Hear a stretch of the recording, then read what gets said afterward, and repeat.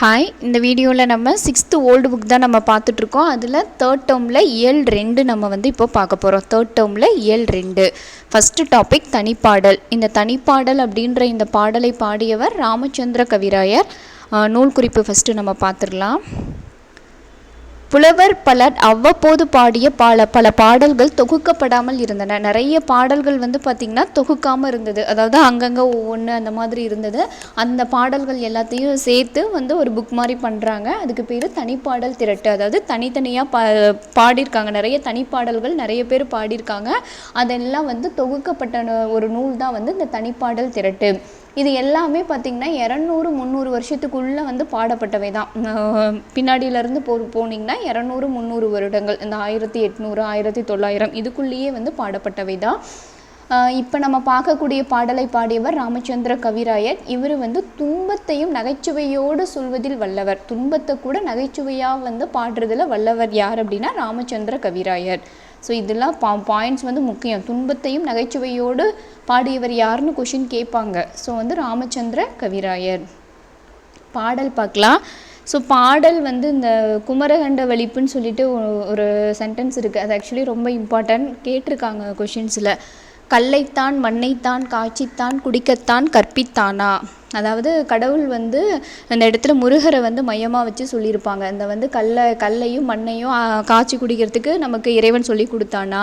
இல்லைத்தான் பொன்னைத்தான் எனக்குத்தான் கொடுத்துத்தான் ரட்சித்தானா. எனக்கு பொன் பொருளை கொடுத்து ரட்சித்தானா. அல்லைத்தான் அதுவும் இல்லாமல் சொல்லித்தான் ஆரைத்தான் நோவத்தான் ஐயோ எங்கும் நான் யாரை சொல்லி நோகிறது. பல்லைத்தான் திறக்கத்தான் பதுமத்தான் புவியில்தான் பண்ணினானா. அதாவது பல்ல காமிச்சிட்டு இருக்கிறதுக்கு தான் அந்த பதுமன்னா இறைவன். பதுமன் அப்படின்றது இந்த இடத்துல இறைவன். தாமரையில் அமர்ந்திருக்கக்கூடிய இந்த இறைவன் இதுக்கு தான் என்னை படைச்சிருக்கிறானா. அந்த புவியில் என்னை அதுக்காக தான் படைச்சானா அப்படின்னு சொல்லி தன்னோட இயலாமையை பாடலில் துன்பத்தை நகைச்சுவையாக சொல்கிறாரு. அடுத்த பாடல் பாருங்கள். வணக்கம் வரும் சில நேரம், குமரகண்ட வலிப்பு வரும் சில நேரம், வலியே செய்ய கணக்கு வரும் சில நேரம், வேட்டை நாய் போல் கடிக்க வரும் சில நேரம், கயவருக்கெல்லாம் இணக்க வரும் படி தமிழை பாடிப்படி எத்தனை நாள் திரிந்து திரிந்து உழல்வேன் ஐயா. அதாவது சில பேர் நம்ம அந்த மாதிரி புலவர்கள் எல்லாம் என்ன பண்ணுவாங்க, நல்லா பாடல்கள் எல்லாம் பாடி பரிசுகள் வாங்குவாங்க. இப்படி வாங்கும்போது ஒரு சில பேர் அதை ஆராதிப்பாங்க. ஓகே நல்லா பாடுறாங்கன்னு அவங்கள பாராட்டி நிறைய பொன் பொருள்லாம் அரசர்கள் கொடுத்துருக்காங்க. அந்த மாதிரி போகும்போது அவங்க எப்படிலாம் நடந்துக்குவாங்க. சில பேர் நமக்கு வணக்கம் வைப்பாங்க. சில பேர் பார்த்திங்கன்னா அவங்களுக்கு வலிப்பு நோய் வந்துடும். அந்த குமரகண்ட வலிப்பு அப்படின்ற ஒரு வலிப்பு நோய் அவங்களுக்கு வந்துடும். சில பேர் கணக்கு நோட்டு அப்போ தான் கணக்கு பார்க்குற மாதிரி கணக்கு வரும். சில பேர் வேட்டை நாய் மாதிரி என்ன பண்ணுவாங்க, நம்மளை கடிக்க வருவாங்க. இந்த மாதிரி கையவர்களுக்கெல்லாம் இணக்க வரும் இவங்களெல்லாம் நாடி நாடி இந்த தமிழை போய் நான் படிச்சுட்டு இருக்கிறேன். இது எப்போ தான் முடியுமோ குணக்கடலை அப்படின்னு சொல்லிட்டு முருகப்பெருமான இந்த இடத்துல சொல்கிறாரு. குணக்கடலை அருட்கடலை அசுரரான குறைக்கடலை வென்ற பரங்குன்றலானே. பரங்குன்றம் திருப்பரங்குன்றத்தில் எழுந்தருளி உள்ள முருகப்பெருமானே அப்படின்னு சொல்லிட்டு இந்த இடத்துல பாடுறாங்க. ஸோ இதை பாடியவர் ராமச்சந்திர கவிராயர். இதில் முக்கியமாக ஆக்சுவலி இந்த இது படித்ததே இதெல்லாம் எதுக்காக நம்ம படிக்கிறோன்னா, நமக்கு லைன்ஸ் மேக்ஸிமம் 8 தொகை 17 கீழ்கணக்கு மேல்கணக்கு இந்த மாதிரி இதில் தான் கேட்பாங்க. காப்பியங்கள் இதில் தான் ஆக்சுவலி நமக்கு லைன்ஸ் கொடுத்து கேட்பாங்க. பட் ஆனால் பொருள் இதில் இருக்கக்கூடிய அந்த பொருளை வச்சு கொஷின் கேட்கும்போது நம்ம பாடலையும் படித்தா தான் அந்த கொஷினுக்கு நீங்கள் ஆன்சர் எழுத முடியும். இப்போ குமரகண்ட வலிப்புனா எப்படி உங்களுக்கு தெரியும்? நம்ம சும்மா படிச்சுட்டே போனோம்னா ஞாபகம் இருக்காது. அந்த பாடலில் என்ன, இப்போ ராமச்சந்திர கவிராயரா இவர் நகைச்சுவையையும் துன்பத்தையும் நகைச்சுவையோடு கூறியவர். அப்போ என்ன துன்பம் அவருக்கு, அந்த என்ன துன்பத்தை அந்த பாடலில் சொல்லியிருந்தார். புலவர்கள் எல்லாம் இப்படி போகும்போது இந்த மாதிரிலாம் பண்ணுவாங்க அப்படின்னு சொல்லிட்டு சொல்லியிருப்பார். இந்த மாதிரி ஞாபகம் வச்சுக்கிட்டிங்கன்னா ஈஸியாக அடிக்கலாம். ஸோ நியூ புக்கில் இதே மெத்தடு தான் பாருங்கள். பதுமத்தான் அப்படின்னா தாமரையில் இருக்கக்கூடிய பிரம்மனை சொல்கிறாங்க. பதுமன் அப்படின்னா இறைவன் தான். ஆக்சுவலி இந்த இடத்துல பிரம்மன், தாமரையில் உள்ள பிரம்மன். குமரகண்ட வலிப்பு அப்படின்றது ஒரு வகை வலிப்பு நோய். இணக்க வரும்படி அவர்கள் மனம் கனியும்படி குணக்கடலை அருட்கடலை முருகனை சொல்கிறாரு. இந்த இடத்துல குணக்கடலை அருட்கடலை என்று ராமச்சந்திர கவிராயர் எக்கடவுளை குறிப்பிடுகிறார்னு கூட கேட்கலாம். முருகனை குறிப்பிடுகிறார். குறைகடல். குறைகடல் அப்படின்னா ஒலிக்கும் கடல். குறைனா வந்து குறைக்கும் நாய்ன்னு சொல்கிறோம். அது சவுண்டு தானே, நாய் வந்து குறைக்கின்றது அப்படின்னு சொல்கிறோம். அந்த சவுண்டு, அதை ஒலிக்கும் கடல் சவுண்டை வந்து சொல்கிறது தான் இந்த குறை. அசுரர்கள் கடல் வடிவில் வந்தார்கள் என்பது கதை. பரங்குன்றலான், திருப்பரங்குன்றத்தில் உள்ள முருகன். நெக்ஸ்ட்டு பாருங்கள், அந்த காலம் இந்த காலம். இதெல்லாம் படிச்சிங்கனாவே பொருள் புரியும்.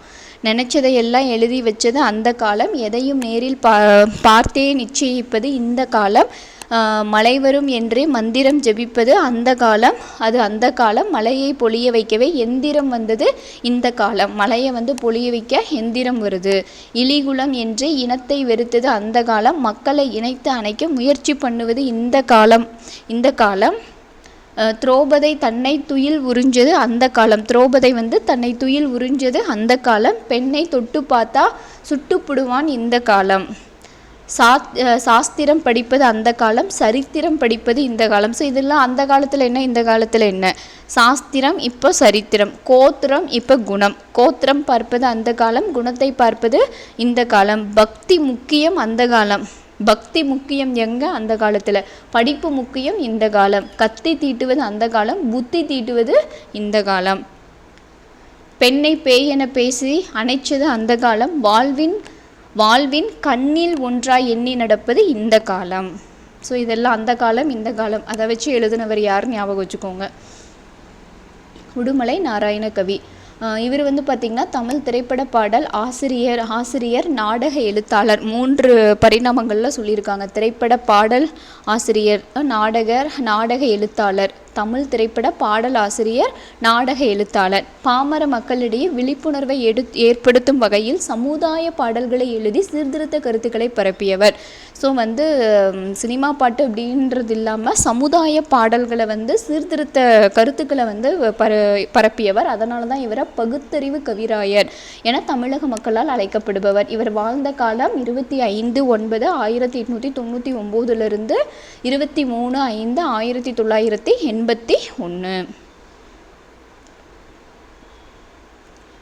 இந்த லெசனில் வந்து பார்த்திங்கன்னா அந்த ஆங்கில சொல் பிறமொழி சொற்கள் நீக்கி எழுதுக, அதில் வந்து கேட்குறதுக்கு ஏதாவது வாய்ப்பு இருக்குது. போஸ்ட் ஆஃபீஸ் அப்படின்னா அஞ்சல் நிலையம். போஸ்ட் ஆஃபீஸ் அப்படின்னா அஞ்சல் நிலையம். அது மட்டும் ஒரு டைம் பார்த்துக்கோங்க. நமக்கு தெரிஞ்சதாக இருந்தாலும் சம்டைம்ஸ் நமக்கு மறந்துடும், அதனால் ஒரு டைம் பார்த்துக்கோங்க.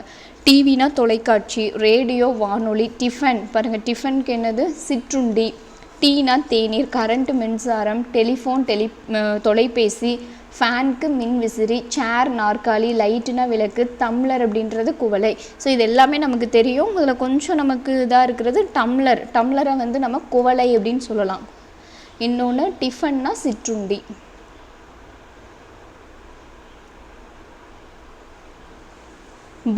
பஸ்ஸுக்கு என்னன்னு சொல்லுவோம், பேருந்து அப்படின்னு சொல்லுவோம். அதே மாதிரி ரயில் வண்டி, தொடர் வண்டி, புகை வண்டி. ட்ரெயினுக்கு வந்து நிறைய இருக்குது, புகை வண்டி, அப்புறம் தொடர் வண்டி அப்படின்னு நம்ம சொல்லுவோம். ஃபோட்டோவை புகைப்படம். ஃபோட்டோ வந்து புகைப்படம். சைக்கிள் அப்படின்றது மிதிவண்டி. பிளாட்ஃபாரம் நடைமேடை. ஆஃபீஸ்னா அலுவலகம். சினிமா திரைப்படம். டைப்ரைட்டர் தட்டச்சு பொறி. டைப்ரைட்டர் அப்படின்றது தட்டச்சு பொறி. ரோடுனா சாலை.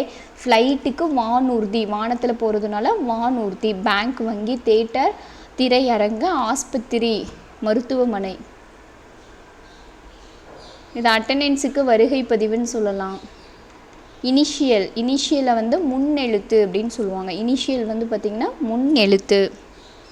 கம்ப்யூட்டர்னா கணினி. காலேஜ் கல்லூரி. யூனிவர்சிட்டி அப்படின்னா பல்கலைக்கழகம். டெலஸ்கோப் தொலைநோக்கி. தெர்மோமீட்டர் வெப்பமானி. தெர்மோமீட்டர் வந்து நம்ம உடலில் இருக்கக்கூடிய வெப்பநிலையை வந்து பார்ப்போம். ஸோ அது வெப்பமானி. தெர்மோமீட்டர் அப்படின்றது வெப்பமானி. இன்டர்நெட் இணையம். ஸ்கூல் பள்ளி. சயின்ஸ் அறிவியல். மைக்ரோஸ்கோப். மைக்ரோ அப்படின்னா சின்னது, ரொம்ப ரொம்ப நுண்ணியதாவது நுண்ணோக்கி. டெலஸ்கோப் அப்படின்றது பெருசாக காமிக்கிறது, அது தொலைநோக்கி தூரத்தில் இருக்கிறத நம்ம இங்கே தெரிஞ்சுக்கிறது டெலஸ்கோப். மைக்ரோஸ்கோப் அப்படின்றது இப்போ இலையை வச்சுக்கிட்டு நம்ம பார்த்தோன்னா இலையில் இருக்கக்கூடிய செல்கள் எல்லாம் தெரியும், அது வந்து மைக்ரோஸ்கோப். நம்பர்னா என்ன. சர்வகலாசாலைன்றது பல்கலைக்கழகம் தான். கவர்னர் ஆளுநர். ஸ்வீட் ஸ்டால், ஸ்வீட் ஸ்டாலை வந்து இனிப்பகம் அப்படின்னு சொல்லுவாங்க. ஸ்வீட் ஸ்டாலை வந்து இனிப்பகம்.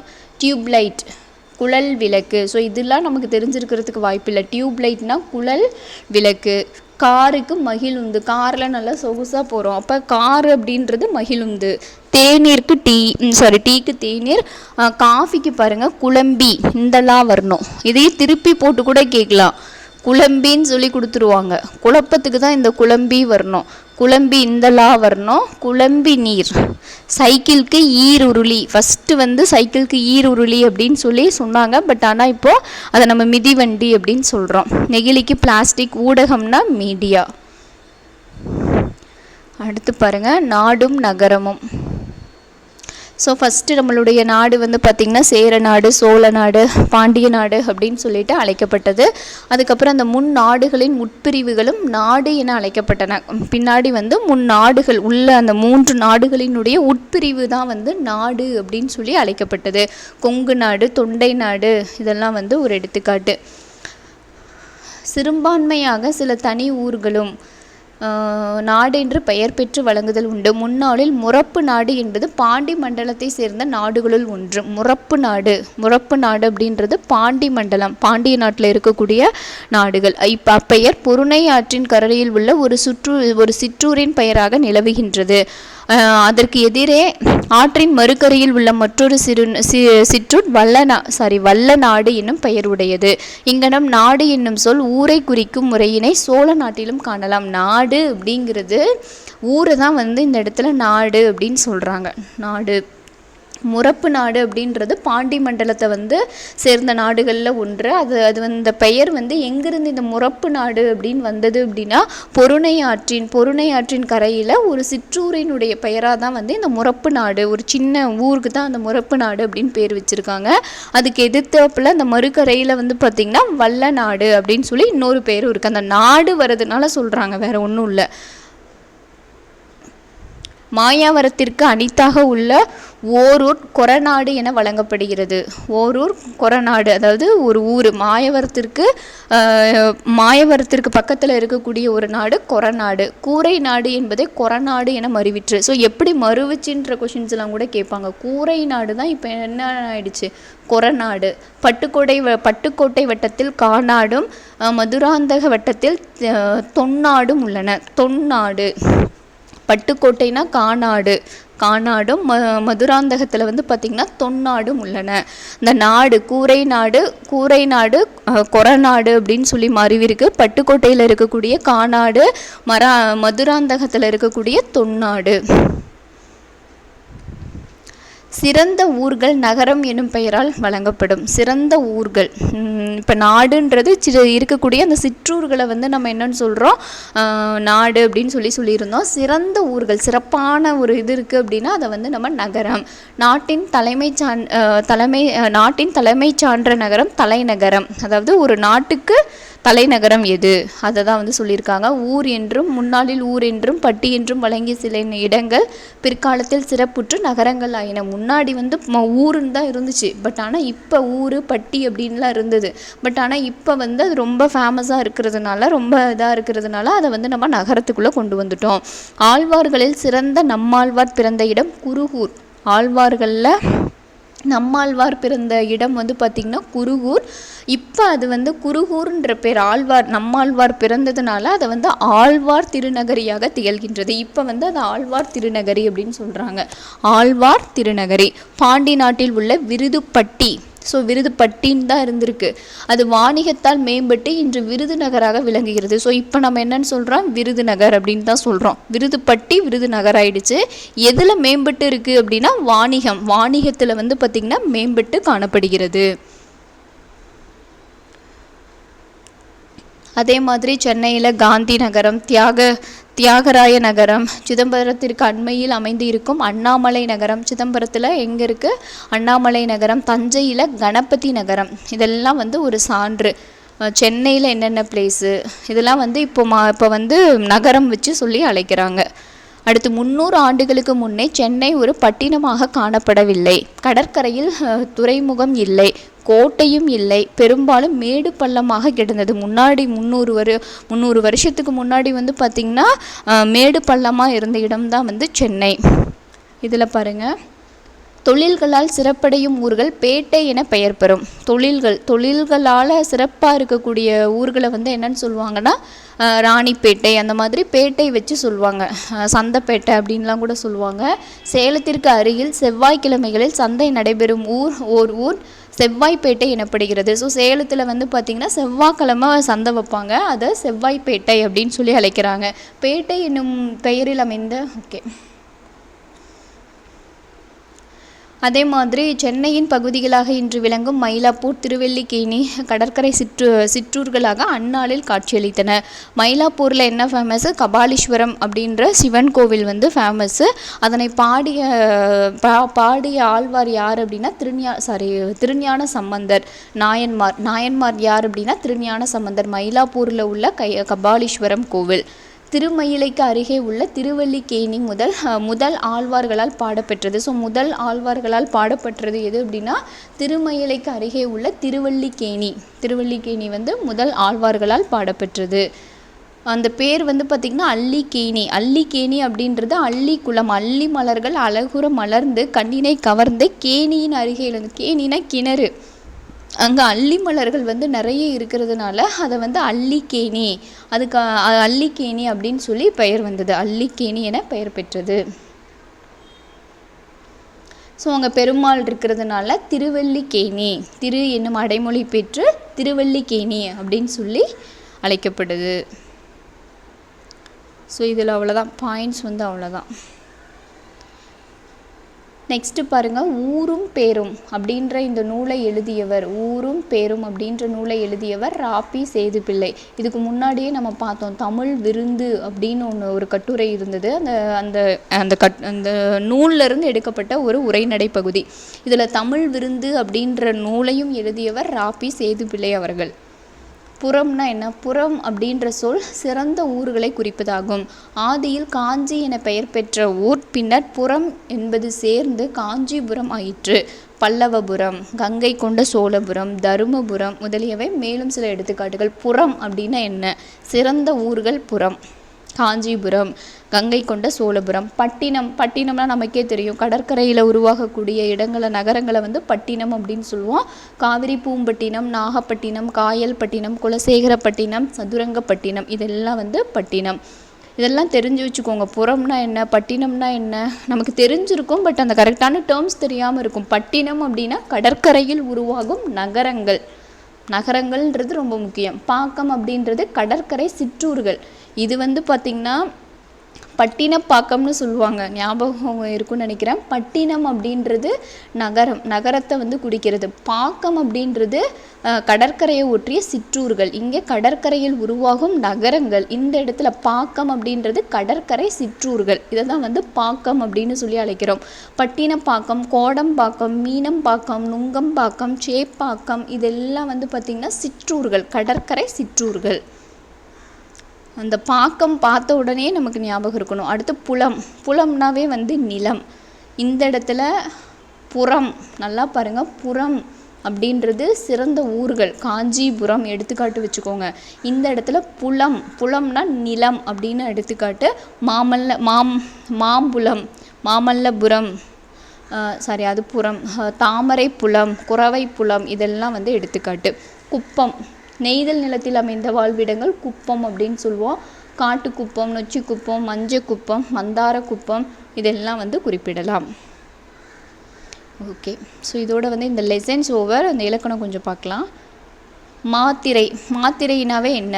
மாத்திரை அப்படின்றது எழுத்துக்களினுடைய ஒலியளவு. ஒரு எழுத்தினுடைய அந்த சவுண்டு, எந்த அளவுக்கு நம்ம சவுண்டு எவ்வளோ அழுத்தி சொல்கிறோம், அந்த சவுண்டை எப்படி நம்ம ப்ரொடியூஸ் பண்ணுறோம் அப்படின்றது தான் வந்து மாத்திரை அப்படின்றது ஒரு சிறிய ஒலியளவு. நம்ம கண் சிமட்டும் நேரம், விரல் சொடுக்கும் நேரம் தான் வந்து ஒரு கால அளவு, ஒரு மாத்திரையினுடைய அளவு. நம்ம கண்ணை சிமிட்டுற டைமு ப்ளஸ் விரல், அல்லது அப்படின்னா விரல் சொடுக்கக்கூடிய இடம். மெய் எழுத்துக்கு வந்து பார்த்திங்கன்னா அரை மாத்திரை தான். மெய் எழுத்துக்கு அரை மாத்திரை. உயிரெழுத்தில் குறில் 5 எழுத்துக்கள் இருக்கும், அதுக்கு வந்து 1 மாத்திரை. நெடில் எழுத்து 7 எழுத்துக்கள் இருக்கும், அதுக்கு 2 மாத்திரை.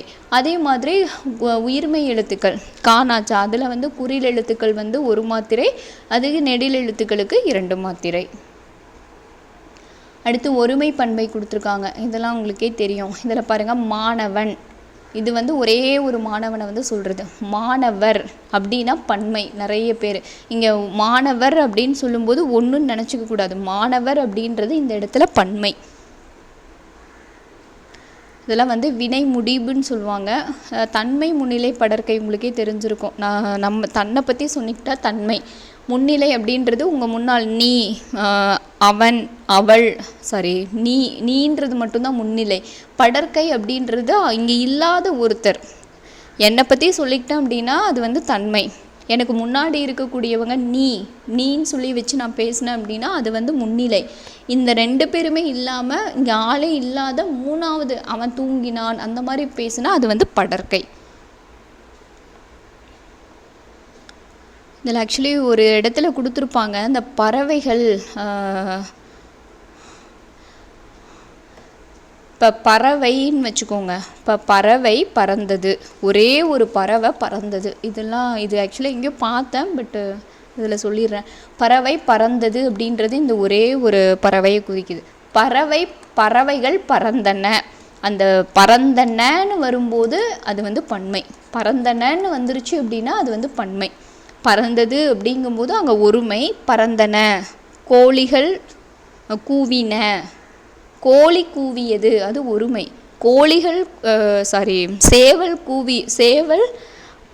கூவியது அப்படின்றது ஒருமை. சேவல்கள் கூவுகின்றன, கூவின அப்படின்னா அது வந்து பன்மை.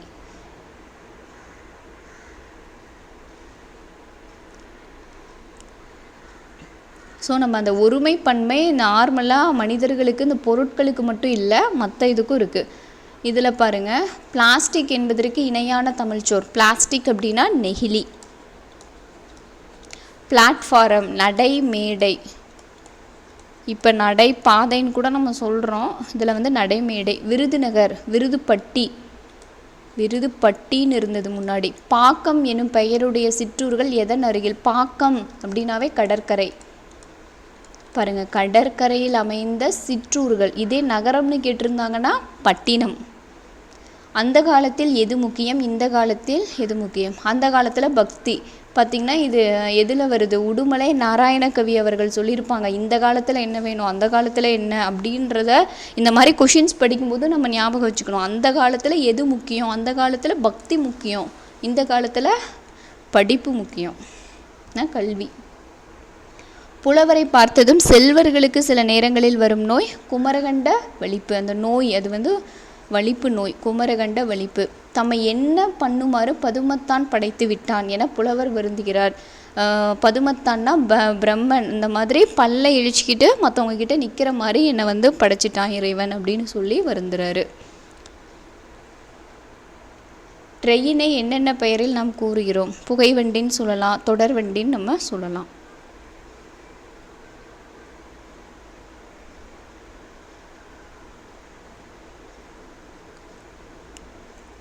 இதில் பாருங்கள், திருக்குற்றாலக்குறவஞ்சி, திருவண்ணாமலை. ஸோ இந்த கோயில்கள் எல்லாம் அதிகமாக இருக்கக்கூடிய திருக்காளஹஸ்தி, சீகாழி, சிதம்பரம், தென்னாரூர், காசி, குருநாடு, கேதாரம், கோலக்கொண்டை, கோகரணம், செகநாதம், கும்பகோணம், அரியலூர், சிங்கம், திருவானைக்கா, அடங்கலும் போய் சிங்கிதனை தேடி. சிங்கன் அந்த திருக்குற்றாலக்குறவஞ்சினா அந்த சிங்கன் சிங்கிகள் இவங்க தானே வந்து பாடுவாங்க. ஸோ அதை வச்சு இந்த பாடியிருக்காங்க. வரிசிரா பள்ளி விட்டு மதுரை தேடி மதிக்கொண்டான் திரிகூடம் எதிர்கண்டானே திருக்குற்றாலக்குறவஞ்சி. ஸோ இந்த மாதிரி பாடல்கள்லாம் கொடுத்துட்டு கூட கேட்கலாம்.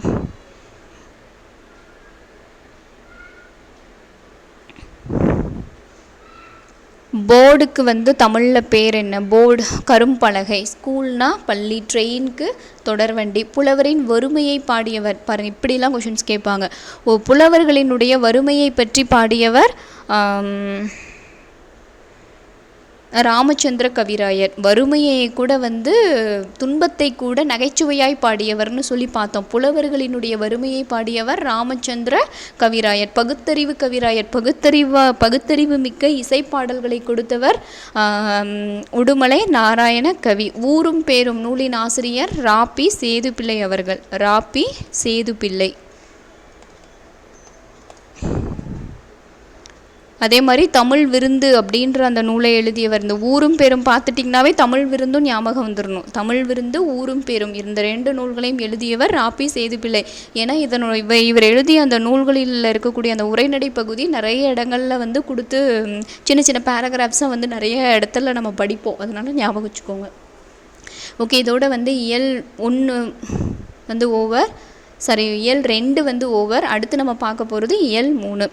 தேங்க்யூ.